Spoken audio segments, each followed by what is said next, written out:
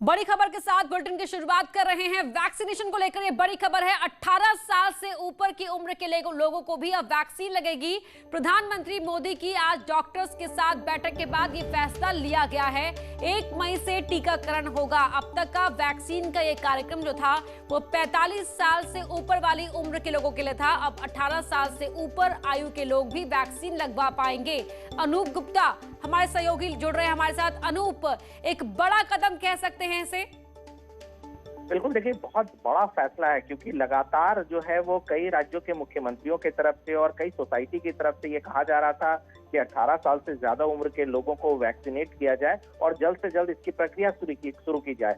आज हमने देखा कि सुबह से ही प्रधानमंत्री नरेंद्र मोदी लगातार बैठक कर रहे हैं और अभी जो डॉक्टरों के साथ बैठक उनकी खत्म हुई है उसके बाद ये फैसला लिया गया कि 18 साल से ज्यादा उम्र के लोगों को 1 मई से टीका देने को लेकर अनुमति दे दी जाए।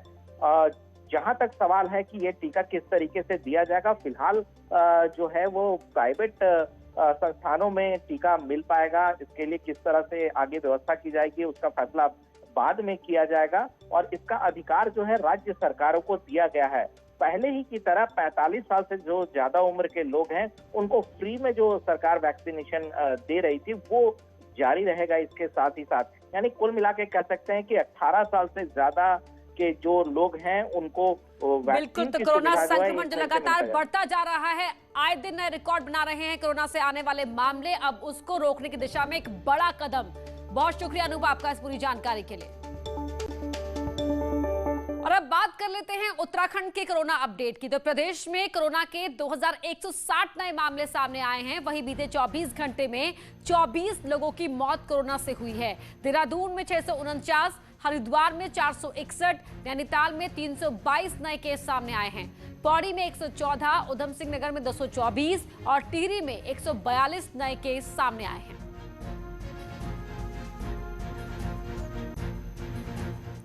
तो पिछले 24 घंटों में 2160 और नए मामले प्रदेश में आए हैं। तो 24 लोगों की मौत कोरोना से हुई है। प्रभारी सचिव स्वास्थ्य पंकज पांडे ने बताया कि प्रदेश में रेमडेसिविर की कमी है, लेकिन इसके लिए 6000 डोज की और डिमांड की गई है जो जल्द ही मिल जाएगी। जितने मैन्युफैक्चरर हैं इसके सबसे हम लोग टच में हैं। डिमांड हमने रेज कर रखी है उनके पास। आज हम परचेज ऑर्डर अलग से कर रहे हैं। हम डीजी हेल्थ के लेवल से डायरेक्ट ऑर्डर कर रहे हैं, जहां पे हम लेंगे मैन्युफैक्चरर से और फिर जहां जहां जरूरत होगी प्रदेश भर में जिस जिस जिले में जहां जहां वहां पे उनको हम डायरेक्टली दे देंगे।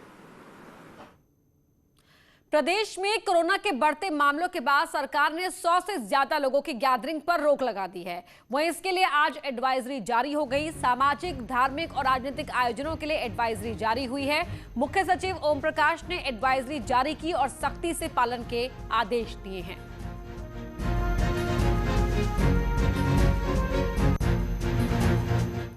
उत्तराखंड में कोविड के बढ़ते मामलों के बीच डेथ रेट ने सबको चौंका दिया है। उत्तराखंड में कोविड से मृत्यु की दर राष्ट्रीय औसत से 27% ज्यादा है। आखिर क्या है इसके पीछे वजह, ये रिपोर्ट देखिए।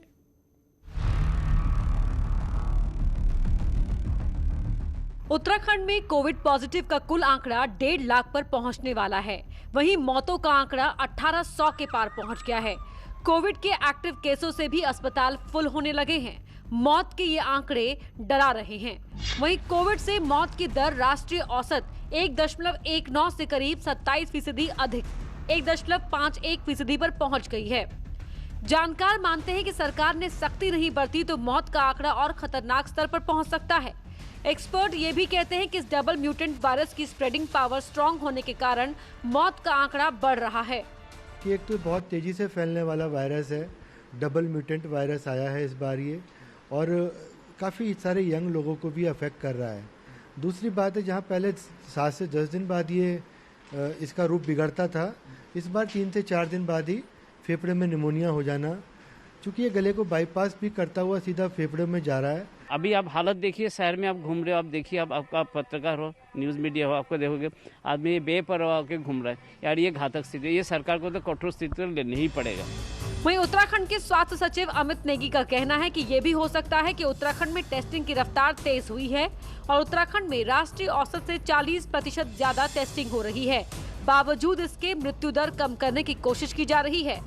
हमारा इस वक्त नेशनल एवरेज से ऊपर चल रहा है, हमें इसको लगातार हम प्रयास कर रहे हैं कम रखने का।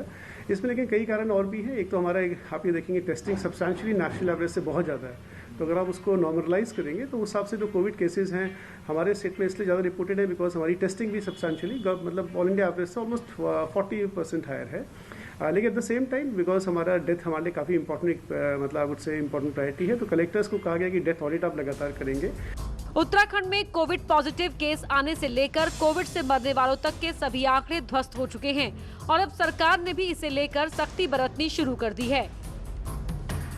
न्यूज़ 18 के लिए देहरादून से सुनील नवप्रभात की रिपोर्ट।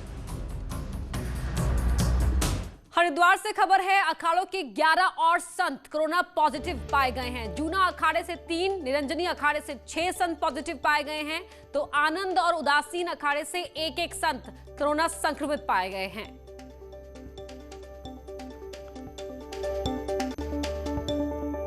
वहीं कोविड के बढ़ते मामलों के कारण ऋषिकेश एम्स ने मरीजों के लिए ओपीडी को फिलहाल बंद करने का फैसला लिया है। एम्स के मुताबिक जब तक स्थिति ठीक नहीं हो जाती तब तक मरीजों को टेलीमेडिसिन के जरिए डॉक्टर उनकी बीमारियों का इलाज बताएंगे। ये सुविधा सुबह 9 बजे से शाम 5 बजे तक उपलब्ध रहेगी। मरीजों के लिए एम्स ने 2 नंबर जारी किए हैं, 1800 180 4278 7454 98 9545।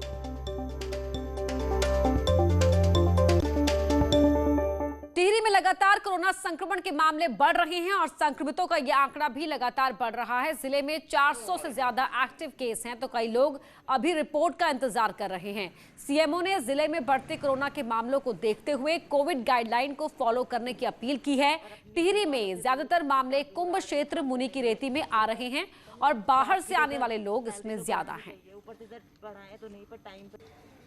जो है हम लोग उसी को देखते हुए कंटेनमेंट जोन हमारे अभी 2 बने हुए हैं, एक कोर्ट कॉलोनी, एक बी ब्लॉक में हमारे वो है, और जहाँ भी आवश्यकता हो रही है हम वहाँ पर कंटेनमेंट जोन बना रहे हैं और उसी के साथ ही हम लोग जो है अपनी चिकित्सा व्यवस्था को भी सुदृढ़ करने की कोशिश कर रहे हैं। पिथौरागढ़ कलेक्ट्रेट में बाहरी लोगों के प्रवेश पर रोक लगा दी गई है। ये फैसला एडीएम के कोरोना पॉजिटिव होने के बाद लिया गया।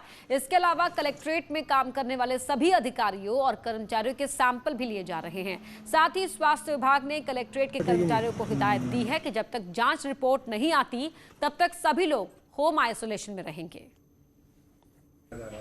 जिला प्रशासन में एडीएम साहब पॉजिटिव आए हैं, उसके बाद जिला कलेक्ट्रेट में जो है बाहरी लोगों पर प्रवेश पर रोक लगा दी गई है। कलेक्ट्रेट की पूरी सैंपलिंग की जा रही है और कलेक्ट्रेट के कर्मचारियों से कहा गया है कि जब तक सैंपल पॉजिटिव या नेगेटिव नहीं आते हैं तब तक आइसोलेशन में रहें, एहतियात बरतें। कोरोना के लगातार बढ़ते मामले और लॉकडाउन पर सीएम का बड़ा बयान। जरूरत के मुताबिक लगेगा लॉकडाउन, जबरन लॉकडाउन लगाने का कोई मतलब नहीं है।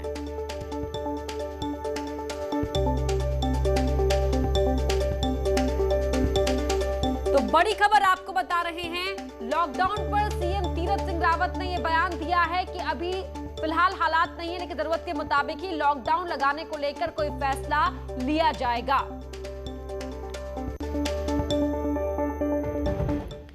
देश में कोरोना ऑक्सीजन की कमी की खबरों के बीच एक अच्छी खबर यह है कि इंडियन इंस्टीट्यूट ऑफ पेट्रोलियम ने एक टेक्नोलॉजी बनाई है जिससे 1 मिनट में 500 लीटर ऑक्सीजन बनाई जा सकती है और इसकी कीमत भी कम होगी।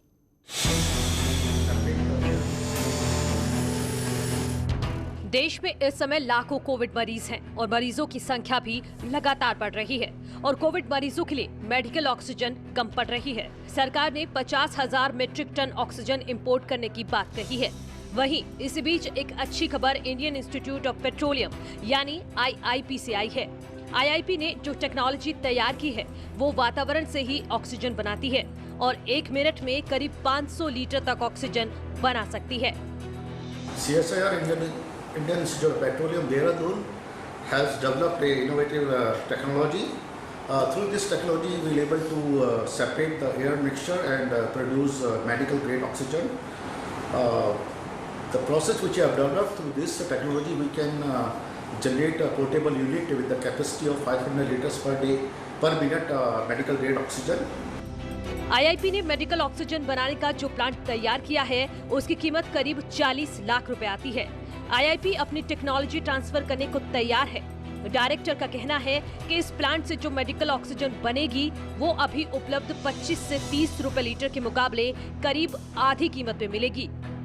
भारतीय पेट्रोलियम संस्थान के बनाए हुए मेडिकल ऑक्सीजन का जो ये यंत्र है, ये सिलेंडर नहीं है, ये हवा से ऑक्सीजन बनाती है। हवा को खींच के दबाव डाल के एक झिल्ली से इसको पृथक कर दिया जाता है और हवा से ऑक्सीजन जो है शुद्ध कर दिया जाता है। 90 से 96% की शुद्धि की ऑक्सीजन फिर पेशेंट को दिया जाता है। खास बात यह है कि प्लांट आईओटी टेक्नोलॉजी बेस्ड है, जिसको खुद अस्पताल मॉनिटर कर सकेंगे। न्यूज़ 18 के लिए देहरादून से सतेंद्र बर्तवाल की रिपोर्ट। राज्य में बढ़ते कोरोना मामलों का असर टनकपुर पूर्णागिरि मेले पर दिखने लगा है। पूर्णागिरि दर्शन को आने वाले हजारों श्रद्धालुओं की संख्या महज गिनती भर की रह गई है। पूर्णागिरि दर्शन के लिए सबसे ज्यादा श्रद्धालु यूपी से आते हैं। यूपी से दर्शन को आ रहे श्रद्धालुओं का कहना है कि बढ़ते कोरोना की वजह से अब दर्शन को लोग कम पहुंच रहे हैं। वहीं 30 अप्रैल तक चलने वाले इस पूर्णागिरि मेला को लेकर अधिकारियों का कहना है कि जिला प्रशासन के निर्देश के बाद ही इस पर कोई फैसला होगा। जो नाइट कर्फ्यू उत्तराखंड सरकार ने लगाया है उससे मेरे पे काफ़ी जो है असर पड़ा है और काफ़ी कम भक्त लोग इस समय आ रहे हैं माता रानी के दर्शन करने के लिए और नाइट कर्फ्यू का काफ़ी फर्क पड़ा है। और इस वर्ष कोविड टीके के कारण अत्यंत कम श्रद्धालु यहाँ आ रहे हैं और इस संबंध मेले के संबंध में कि मेला हालांकि अभी 30 अप्रैल तक होना है, लेकिन इससे पहले अगर शासन प्रशासन का जो निर्देश होगा उसका पूरा पालन किया जाएगा और कोविड के गाइडलाइन का पालन करते हुए मेले का संचालन किया जाएगा।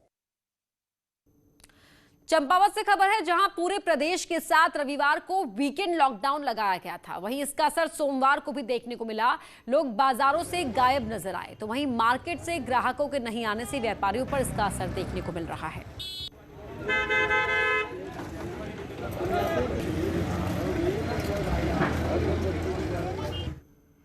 प्रधानमंत्री की अपील का ही असर है। निरंजनी के बाद जूना अखाड़े ने भी कुंभ की समाप्ति का ऐलान कर दिया। निरंजनी अखाड़े के बाद सन्यासियों के सबसे बड़े अखाड़े जूना अखाड़े की छावनी भी अब नागा साधुओं से खाली हो गई है। निरंजनी और आनंद अखाड़े के पास 17 अप्रैल को जूना, अग्नि और आवाहन अखाड़े ने 27 अप्रैल का शाही स्नान प्रतीकात्मक रूप से करने का ऐलान किया था, जिसके बाद दूर दराज से जूना अखाड़े की छावनी में पहुंचे नागा साधु अपने अपने स्थान पर लौट गए हैं। बता दें कि प्रधानमंत्री मोदी कोरोना के लगातार बढ़ते मामलों को देखते हुए संतों से कुंभ को प्रतीकात्मक करने की अपील की थी। टनकपुर रेलवे स्टेशन के पास एक परिवार के ऊपर पेड़ गिरने से 3 लोगों की दर्दनाक मौत हो गई। हादसे में पति पत्नी के अलावा उनकी 3 महीने की पोती की भी मौत हो गई। टनकपुर में दिल दहला देने वाला एक हादसा उस वक्त हुआ जब एक परिवार अपनी 3 महीने की बच्ची के साथ रेलवे स्टेशन के पास पेड़ के नीचे आराम कर रहा था और तेज हवा के चलते अचानक पेड़ गिर गया। मृतक परिवार यूपी के शाहजहांपुर क्षेत्र का रहने वाला बताया जा रहा है।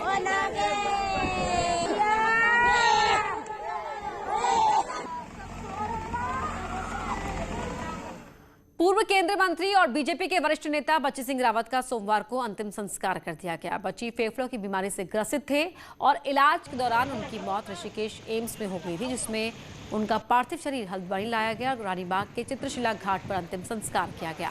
अंतिम संस्कार के दौरान सीएम तीरथ सिंह रावत भी मौजूद रहे।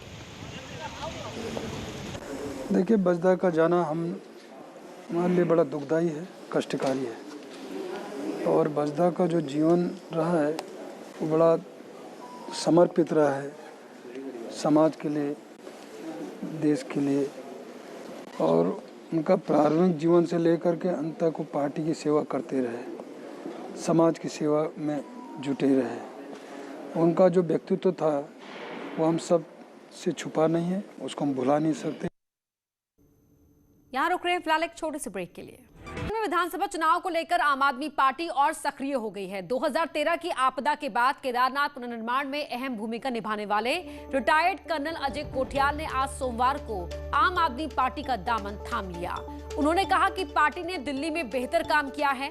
बेरोजगारी और हेल्थ सेक्टर में पार्टी उत्तराखंड में भी मजबूती से काम करेगी। वहीं दिल्ली के मुख्यमंत्री अरविंद केजरीवाल भी कार्यक्रम में वर्चुअली जुड़े और इस दौरान पार्टी में कोठियाल का स्वागत किया। साथ ही कहा कि देवभूमि को आध्यात्मिक राजधानी बनाएंगे। कि सरकारी नौकरी खाली हैं पद, उन पे कहीं पे भर्तियाँ नहीं हो रही। मेरे को नहीं लगता कि ऐसे कोई बहुत ही अजीब सी चीज़ है जिसकी वजह से ये काम इतने टाइम से नहीं हो पा रहा है। आज हमें हेल्थ और एजुकेशन की तरफ देखना है, तो ये तो एक साबित हुए हुए कामयाब मॉडल हैं जिनको हमें लेके आना है। खाली फ़र्क ये होगा वो कहीं प्लेन्स में हो रखे हैं, आज ये पहाड़ों में करने हैं। पहाड़ों में थोड़ा वैलीज अलग होती हैं, थोड़े तरीके दूसरे होते हैं, लेकिन कामयाब तो वहाँ पे भी हो सकती हैं चीज़ें। उत्तराखंड को भाजपा और कांग्रेस के भ्रष्टाचार से मुक्त करा सकती है। अपनी ईमानदारी से हमने दिल्ली को बदला, ईमानदारी से ही अब हम उत्तराखंड को भी बदलेंगे। उत्तराखंड का नवनिर्माण हम सब मिलके करेंगे।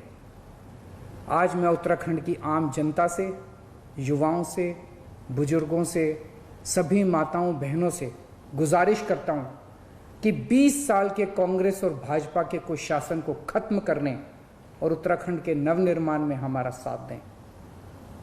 दिल्ली देश की प्रशासनिक राजधानी है, उत्तराखंड को देश की आध्यात्मिक राजधानी